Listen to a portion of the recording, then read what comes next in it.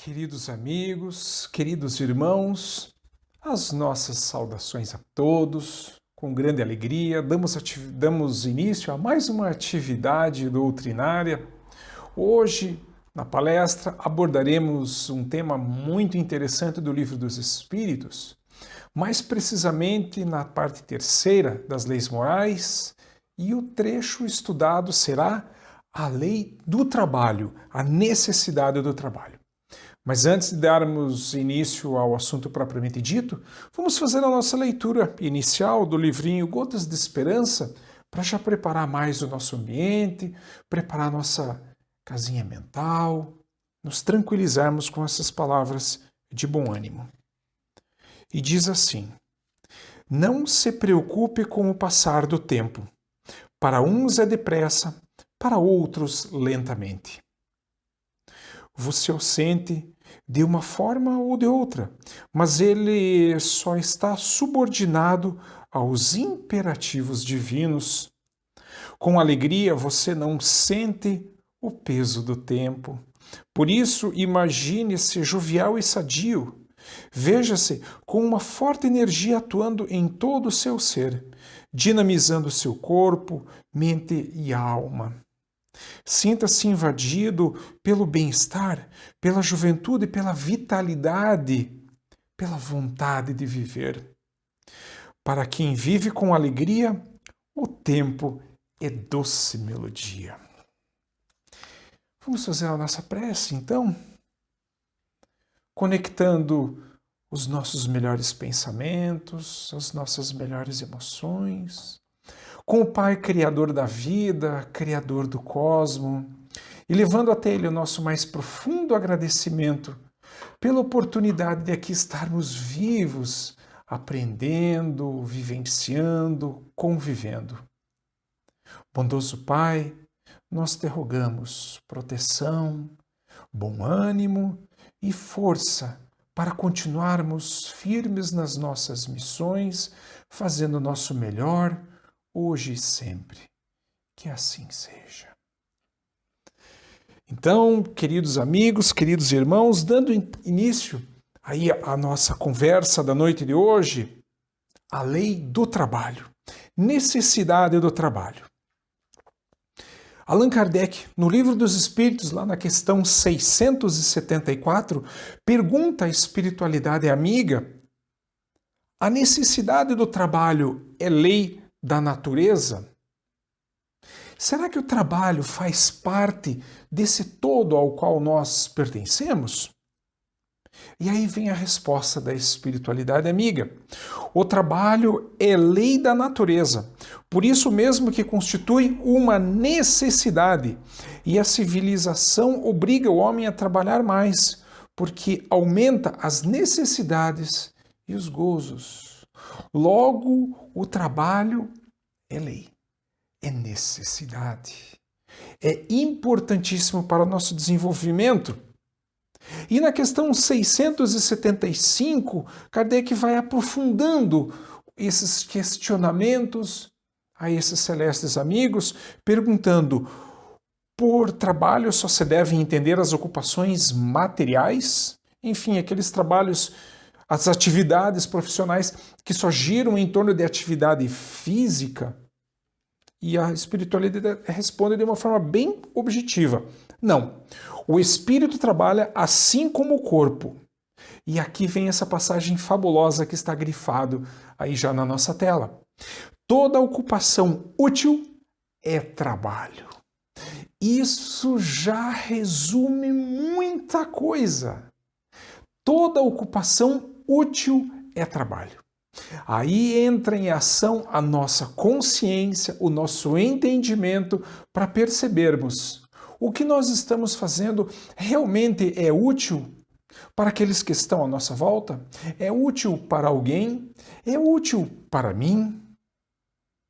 Essa é uma indagação que se faz de grande importância, para que a gente possa perceber com exatidão o que realmente é trabalho do que não é, do que é enganação.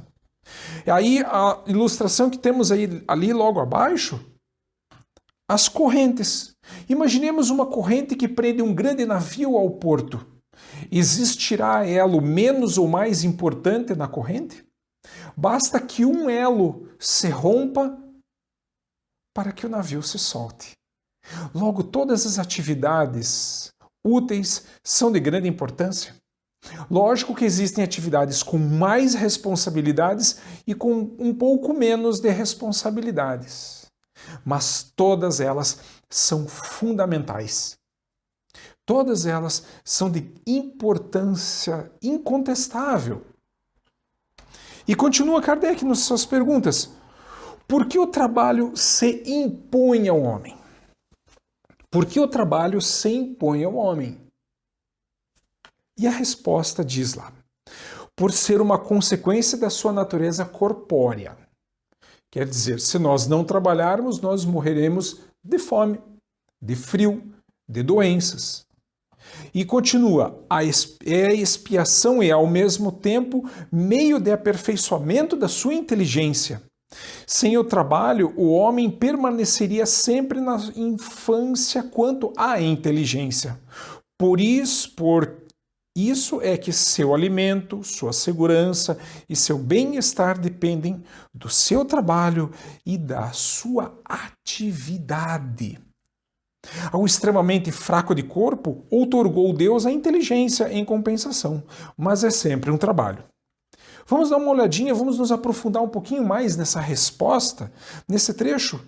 Diz lá que, por ser uma consequência da natureza corpórea, logo, estamos nós, espíritos, morando temporariamente nesse corpo físico. Esse corpo físico requer cuidado, requer cuidados. Esses cuidados nós conseguimos prover através do nosso trabalho, do nosso esforço, do nosso bom relacionamento com a natureza, se alimentando de forma correta, praticando atividade física, praticando o bem, que é uma... E tudo isso nada mais é do que trabalho, esforço, dedicação, atividade. E ele continua lá, sem o trabalho, o homem permaneceria sempre na sua infância quanto à sua inteligência. A necessidade molda, a necessidade empurra, obriga. Imaginemos, pois, se quando nós nascêssemos, lá no período do Homem das Cavernas, se nós tivéssemos tudo com toda a perfeição, o alimento fácil, uma situação climática muito tranquila e favorável, não haveria, assim, o desenvolvimento das sociedades. Outorgou Deus, então, um pouquinho de inteligência, onde aquelas necessidades que lá existiam nos empurrassem ao progresso. Pois, caso contrário, nós estaríamos parados no tempo. Observemos, pois, o grande salto que a nossa humanidade deu a partir do momento que nós tivemos luz elétrica dentro das nossas casas, nas vias públicas. As relações pessoais tiveram um aumento muito expressivo, muito grande. Nós deixamos de dormir com as galinhas, como se diziam os antigos, quando não tinha energia elétrica, dormíamos muito cedo. E passamos a dormir mais tarde, tendo o advento da energia elétrica. E nesse entremeio termo, o que nós fizemos? Nós nos relacionamos, nós estudamos, nós aprendemos, nós trabalhamos. Quanto progresso veio a partir daí. Então, imaginemos, se a coisa fosse o contrário, excesso de comodidade, nós estaríamos parados lá atrás no progresso. Por isso que estamos nesse planeta, nesse estágio evolutivo, passando por N tribulações, necessidades, para que nós tenhamos a oportunidade de nos desenvolver como sociedade. E continua lá, uma outra pergunta, também do Livro dos Espíritos, na 678, ele pergunta: em os mundos mais aperfeiçoados, os homens se acham submetidos à mesma necessidade de trabalhar? Então, quando Jesus disse que há muitas moradas na casa do meu Pai, Isso quer dizer que existe vida em outros planetas. Existem muitos outros planetas habitados por aí, em situação bem superior ao nosso e planetas em situação ainda bem inferior ao nosso. E dentro dessa nossa escala evolutiva, onde nós caminhamos para a perfeição nesse longo caminho em busca dessa iluminação, dessa perfeição, nesse caminho existem vários mundos onde nós teremos oportunidade, talvez, quem sabe, ainda de fazer um pequeno estágio por lá, se assim obedecermos. Nesses mundos é que Kardec pergunta se vai ter necessidade de trabalho lá. Ou então, será que quando nós desencarnarmos, passarmos ao plano espiritual, o que nós teremos lá? Será que nós ficaremos como algumas interpretações equivocadas? Ao chegarmos ao paraíso, ficar lá contemplando, achando tudo lindo e maravilhoso, num estado de ociosidade infinito. Será que é isso que o reino dos céus guarda para nós? De forma alguma. Jesus já dizia: meu Pai trabalha até os dias de hoje e continua trabalhando, se referindo a Deus, o Criador do universo, o Criador da vida, trabalha. Imaginemos nós, pois, no plano espiritual, já numa situação mais adequada, o nosso desejo de auxiliar, de fazer algo, naturalmente baterá à nossa porta. Porque ninguém consegue ficar parado muito tempo. Mas vamos à resposta do Livro dos Espíritos. A natureza do trabalho está em relação com a natureza das necessidades. Quanto menos materiais são essas, menos material é o trabalho. Mas não deduzais daí que o homem se conserve inútil, inativo. A ociosidade seria um suplício em vez de um benefício. A ociosidade seria um suplício em vez de um benefício. Quem consegue ficar parado no mesmo lugar, ou na mesma sala, ou na mesma casa, sem fazer nada, nada o tempo todo, só contemplando o céu, ou contemplando a televisão, ou contemplando a grama crescer, ou contemplando o animalzinho deitado no sofá? Ninguém consegue. Ninguém consegue.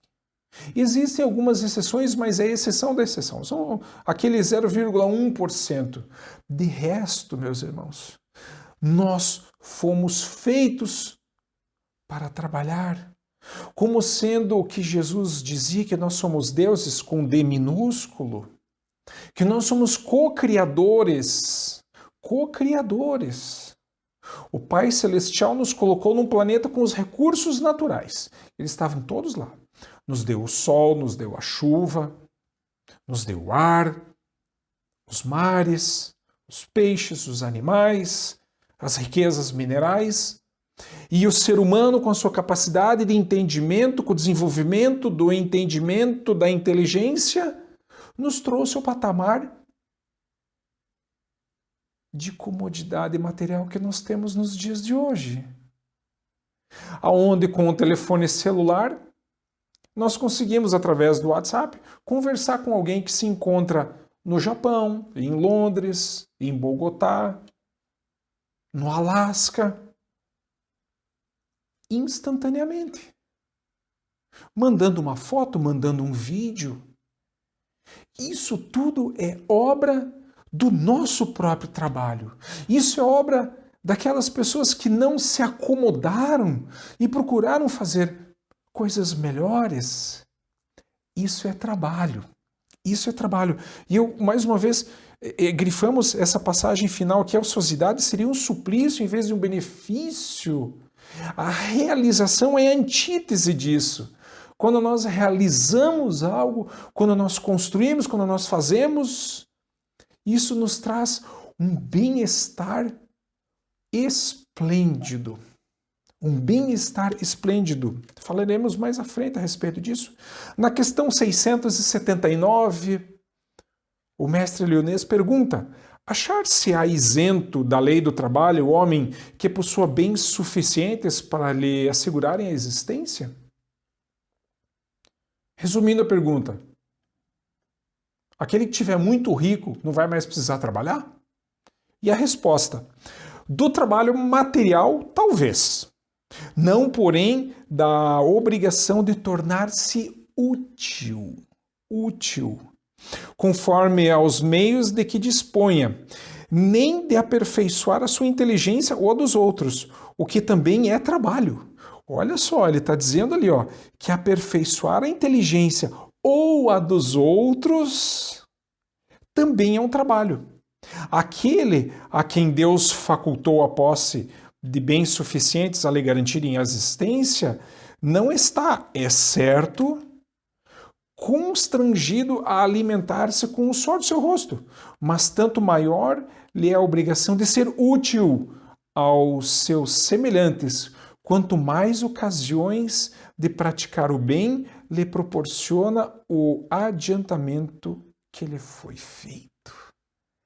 Então, irmãos, queridos amigos, aquelas pessoas que possuem posses materiais de alto vulto e não precisam realmente mais trabalhar, já têm bastante, já conquistaram através do seu trabalho, e em grande parte de trabalho honesto, convenhamos, existem exceções, isso a justiça divina vai se encarregar, mas há aqueles que trabalharam, que se esforçaram durante muitos e muitos anos da sua vida e hoje detêm um grande patrimônio, pode ser que não exista mais a necessidade de trabalhar materialmente, mas é para eles uma obrigação de serem úteis à sociedade, de serem úteis, de promoverem mais oportunidades de trabalho, de auxiliarem aqueles que estão no processo de desenvolvimento, lhes facultando o desenvolvimento da inteligência, investindo em escolas,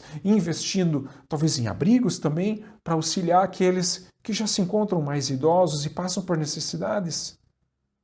Somente o egoísta, nos diz o Evangelho segundo o Espiritismo, não encontra ensejo diário de auxiliar o próximo. Então que tiremos dos nossos olhos esse tapume chamado orgulho e egoísmo, que é uma chaga terrível, uma doença terrível, muito pior do que o coronavírus, muito pior. Tiremos isso dos nossos olhos, caso tenhamos, e ainda nós temos em grau um pouquinho menor, um pouquinho maior, e passemos a auxiliar aqueles que estão à nossa volta, a ajudar aqueles que também estão em processo de desenvolvimento. E agora na questão 680 do nosso Livro dos Espíritos, não há homens que se encontram impossibilitados de trabalhar no que quer que seja e cuja existência é, portanto, inútil? Estamos falando aí de pessoas que realmente têm alguma impossibilidade grave de ordem física. E olha só a resposta que nos vem aí. Deus é justo e, pois só condena aquele que voluntariamente tornou inútil a sua existência, porquanto esse vive às expensas do trabalho dos outros. Ele quer que cada um seja útil de acordo com as suas faculdades. Aí temos a lembrança da parábola dos talentos, onde aquele grande senhor deu os talentos, que era uma moeda de grande valor na época, inclusive, conforme as capacidades daquele servidor. A um foi um talento, a outro 3, a outro 5. Ele era sabido, o grande mestre naquele momento, né? O grande proprietário de terras. Ele sabia das capacidades de cada um. Então ele deu a cada um conforme o seu jeito, conforme as suas capacidades. Era o mérito de cada um. Então, aquele que se coloca numa posição de se auto-excluir de toda e qualquer atividade útil, mesmo tendo inteligência para colocar em prática, braços para trabalhar, pernas para caminhar, aquele que se joga na indigência, infelizmente, acaba pecando contra si mesmo. se colocando numa situação bastante difícil. Na questão 681, Kardec pergunta: a lei da natureza impõe aos filhos a obrigação de trabalharem para seus pais? Certamente, diz a resposta. Do mesmo modo que os pais têm que trabalhar para os seus filhos. Foi por isso que Deus fez do amor filial e do amor paterno um sentimento natural. Foi para que, por essa afeição recíproca, os membros de uma família se sentissem impelidos a ajudarem-se mutuamente. Olha só, essa é a lei, que o pessoal se ajude, se auxilie, o que, aliás, com muita frequência se esquece a vossa sociedade atual. Com grande frequência, nós nos esquecemos de nos ajudar, não só materialmente, mas moralmente também. No livro Estudando o Evangelho, lá no capítulo 7 do Martins Peralva, eu separei um trecho muito bacana que vale a pena a gente comentar. Diz o texto: o trabalho, em tese, para ser em processo de evolução, configura-se sobre 3 aspectos principais: o trabalho material, o trabalho espiritual e o trabalho moral. Através do trabalho material propriamente dito, dignifica-se o homem no cumprimento dos deveres para consigo mesmo, para com a família que Deus lhe confiou e para com a sociedade que participa. Então, dentro do nosso trabalho material, as nossas obrigações para com aquelas pessoas que estão à nossa volta, a família e a sociedade. A partir do momento que entendemos que o nosso trabalho e a maneira com que nós fazemos o nosso trabalho acaba impactando todo o nosso planeta, nós estamos sim compreendendo com mais profundidade qual é o nosso verdadeiro papel nesse mundo. Nós conseguimos a perceber que o trabalho feito com boa vontade, além de gerar produto material, ele também gera um produto de ordem espiritual, um produto energético que faz bem às mãos daquele que toca. Faz bem ao meio ambiente porque ele foi concebido de uma forma que não polui, que não deixa tanto resíduo, enfim. Essa percepção que se faz necessária que nós tenhamos no nosso dia a dia profissional. No trecho seguinte da mesma resposta do Martim Peralva, pelo trabalho espiritual, exerce a fraternidade com o próximo e aperfeiçoa-se no conhecimento transcendente da alma imortal. Olha só.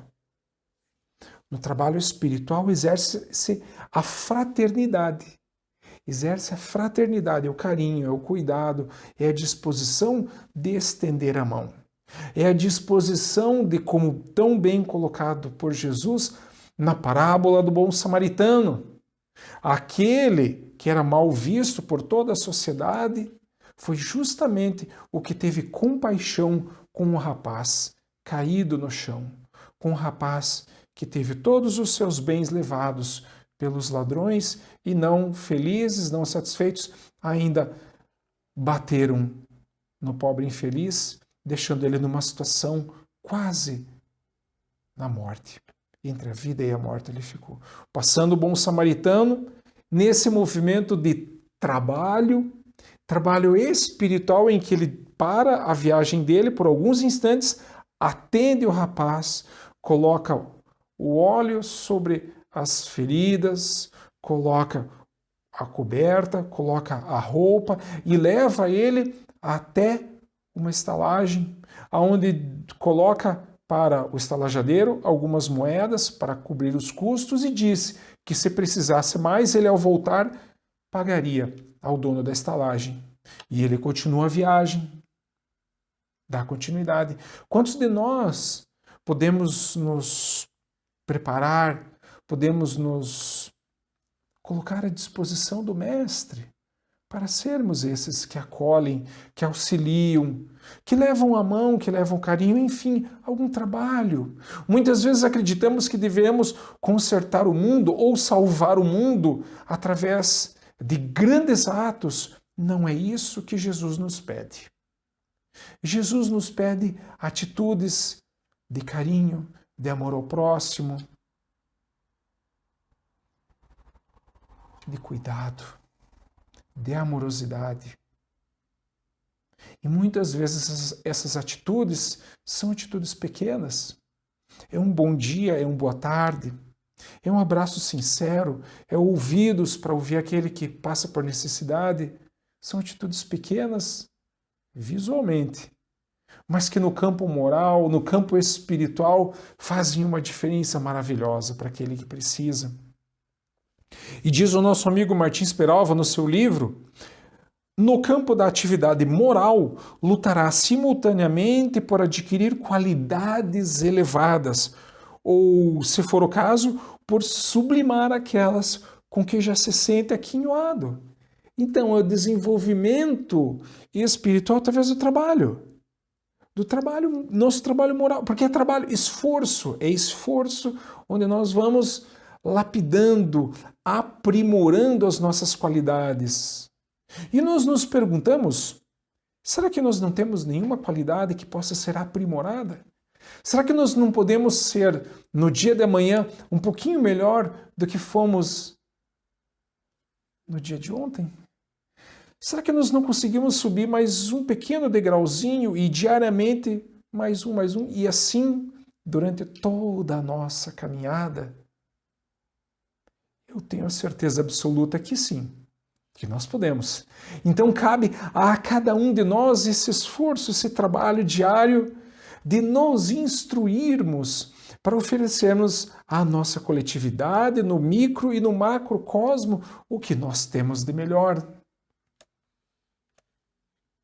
Nos diz o espírito Jacó, no livro Voltei, psicografia do Chico, e diz assim o nosso amigo irmão Jacó: o trabalho, entendido como lei da natureza, é das maiores bênçãos de Deus no campo das horas. Em suas dádivas de realização para o bem, o triste se reconforta, o ignorante aprende, o doente se refaz, o criminoso se regenera. Belas palavras do irmão Jacó do livro Voltei. E quem tiver oportunidade de ler as obras psicografadas pelo Chico, a série André Luiz, nós observamos que ali existe um ponto comum em todos os livros: o trabalho, o esforço, encarar os desafios. Aí se encontra, meus amigos, o maior antídoto para a depressão. É o trabalho, é o esforço, não só o trabalho profissional, mas aquele que passa pela depressão, e sabemos o que estamos dizendo, pois já passamos por isso pessoalmente, é o trabalho. E é o trabalho íntimo, é o trabalho espiritual, o trabalho moral de sair daquela situação, fazendo a nossa parte e tendo a certeza que eu fazendo a minha parte, o alto nos ajuda, o universo conspira a nosso favor. Pois as entidades venerandas, percebendo a nossa boa vontade, percebendo o nosso esforço para sairmos daquela situação, eles nos auxiliam, e para isso indico as obras de André Luiz, aonde aparece ali com grande clareza, em altíssima definição, como se dá esse trabalho da espiritualidade, como se dá o esforço em eles nos ajudarem na nossa caminhada. E conta-nos uma história muito singela, em que um grande sábio da antiguidade, fazendo uma determinada viagem de uma cidade a outra a pé, ele tinha alguns discípulos que o seguiam. E se depararam com uma cena um tanto quanto engraçada ou desagradável, uma cena diferente.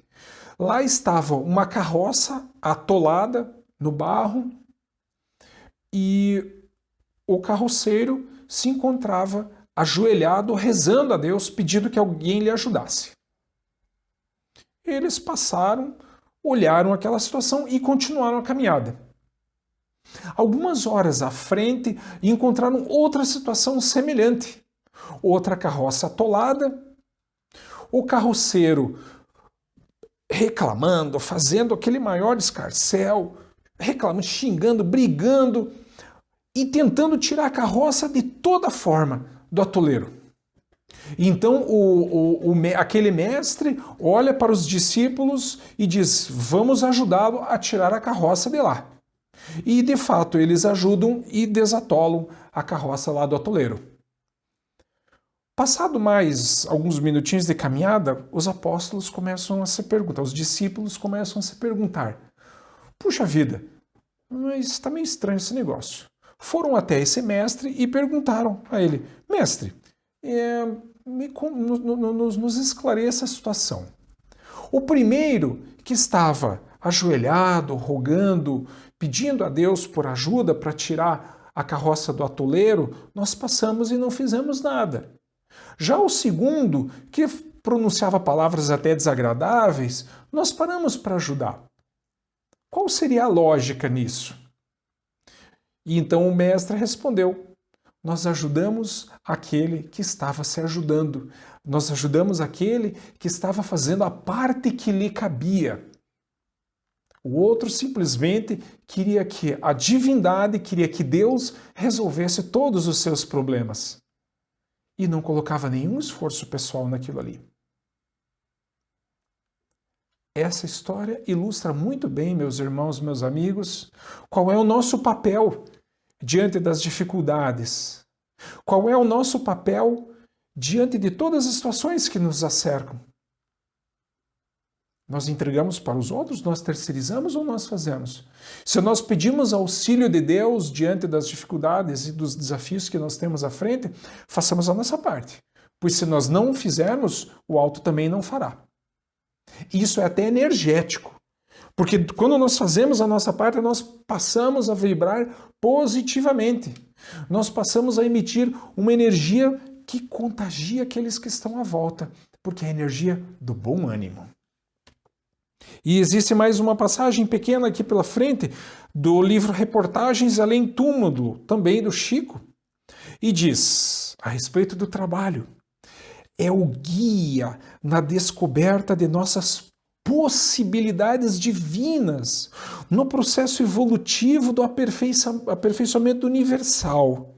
Nele, a alma edifica a própria casa, cria valores para a ascensão sublime. Para a ascensão sublime.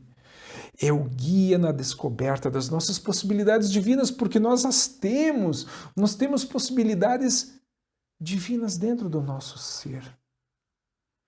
É através do trabalho que nós descobrimos aonde nós temos mais possibilidades e ainda nós precisamos melhorar aquelas possibilidades.